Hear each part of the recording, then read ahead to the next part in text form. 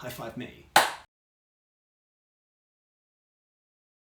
Hey everyone, Alex here. Welcome back to the channel. Today I'm going to run through my plan for getting started on YouTube and what I'm going to be doing on the channel. First of all, I'll go over what you can expect on the channel. Next, I'll move on to talking about the equipment I already have in my current room arrangement. Then I'll move on to my recent purchases of equipment and the ones I'm really excited to receive. What can you expect from my channel? I'm just starting out my career here on YouTube, and I want to give people a real insight into what it actually looks like to be in that beginning hatchling stage where you don't have a million subscribers and hundreds of hours of view time. I'm going to go through a bunch of the productivity stuff that I use to get myself out of bed every morning, get these videos done while working a full-time job.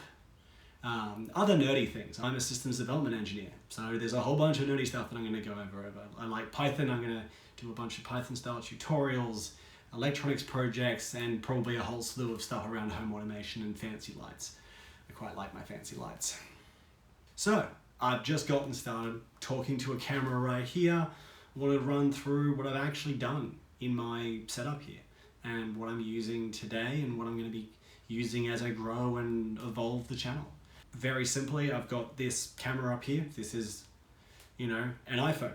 Why an iPhone? The question everyone asks you when you start YouTube is, what camera should I use? What camera? What camera? What camera? The camera you have.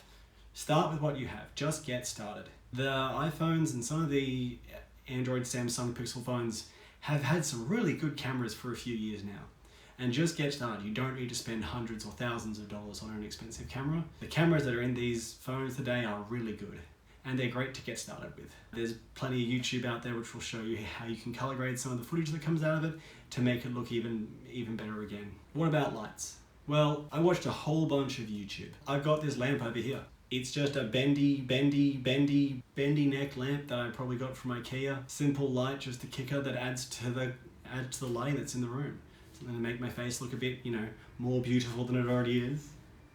And, amp up that kind of production quality very slightly with very cheap and easy to get lights. What else? Well, the rest of it comes down to set dressing. You can see I have some lovely plants. Everyone loves plants. Just something that'll liven up the space a bit, make it look a bit nicer, and also it makes you feel nicer. This room is my office for where I work from home every day due to the wonderful situation we're in. So this setup looks nice, but how can we make it sound and look a bit better? Well, I watched a whole bunch of YouTube to figure out from other content creators what are the most important things to get first. As I said before, camera isn't it. I'd say the number one thing you need to get first is a good microphone. People will put up with lousy video, but if they can't understand you, then they'll quickly click off and stop bothering to come to your channel. And that's where I come to the first thing on the list, which is the Rode Video Micro.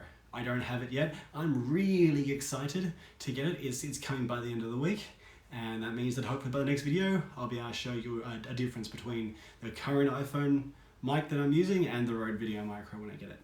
So what's next? You've got your pretty plants, you've got your camera, your light. Well, you then need to get something to be able to hold your camera somewhere up there.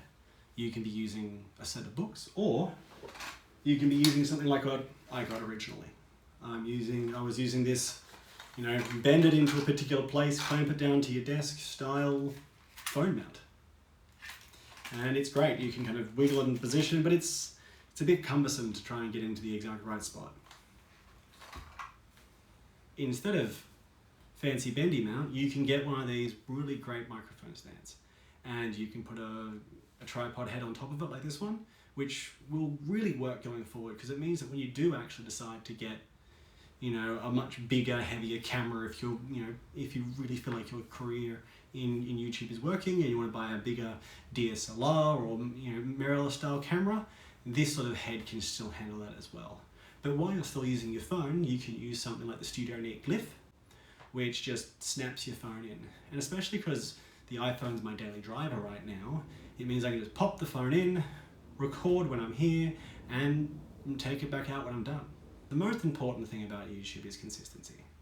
And that means filming 1 to 2 videos every week. The easiest way to make that happen is to make it really easy to just get in and start filming. I'm using a system I've seen a few places on YouTube. I watched a whole bunch of YouTube where you build around this monitor mount base, bring out some monitor arms, and you can attach lights, and you can attach microphone stands. Like this microphone stand now will become the holder for the Rode Video Micro that I'm getting, and this will move on to one of the monitor arms. Now this really gives you the freedom to have a setup that can just stay in place, doesn't need to be bulky and fill up your entire room, because like many of us, this is my everyday setup. This is what I use to work every day. This will mean I can just jump in and out of using this for doing YouTube, but it'll also mean I can use this if I want to do my work meetings as well. For all these things I've just talked about, there's links in the description below, so check them out. Finally, onto room changes. What I'm doing now is this is the setup I've had while I've been in lockdown.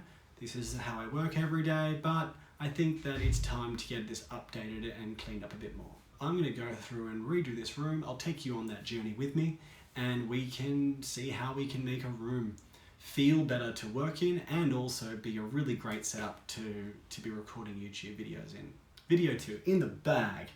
If you've enjoyed the video, please consider tapping the like button. And as always, be a fan of the journey, subscribe to see what happens. I think a lot of people just make mistakes and roll with it and put star with the word I'm actually meaning to say in the picture. I watched a whole bunch of YouTube